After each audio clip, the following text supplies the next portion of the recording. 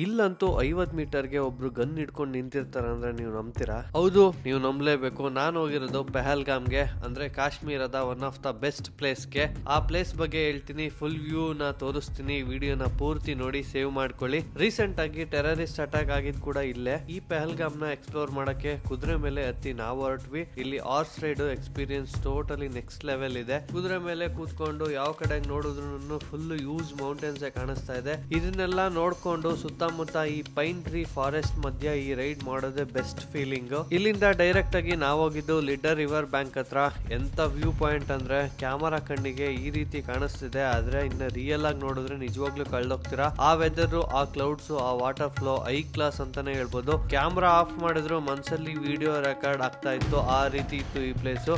ಕುದುರೆ ಮೇಲೆ ಕೂತ್ಕೊಂಡು ಹೋಗ್ಬೇಕಾದ್ರೆ ಆ ಕಡೆ ಈ ಕಡೆ ವ್ಯೂ ನೋಡ್ತಾ ಹೋಗ್ಬೋದು, ಯಾಕಂದ್ರೆ ಪೆಹಲ್ಗಾಮ್ ಅಷ್ಟು ಸೂಪರ್ ಆಗಿದೆ. ಇಲ್ಲಿಂದ ಆಕ್ರೂಟ್ ಗಾರ್ಡನ್ ಕೂಡ ಹೋದ್ವಿ, ಅಲ್ಲಿ ಸ್ವಲ್ಪ ಟೈಮ್ ಸ್ಪೆಂಡ್ ಮಾಡಿ ಪೆಹಲ್ಗಾಮ್ ಸಿಟಿ ಕಡೆಗೆ ಬಂದ್ವಿ.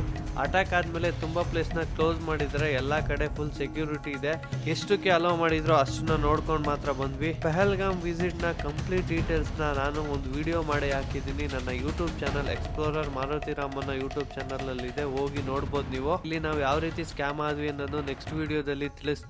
ಮುಂದಿನ ವಿಡಿಯೋದಲ್ಲಿ ಸಿಗೋಣ. Ta-ta bye bye, take care, love you all, ಜೈ ಶ್ರೀರಾಮ್.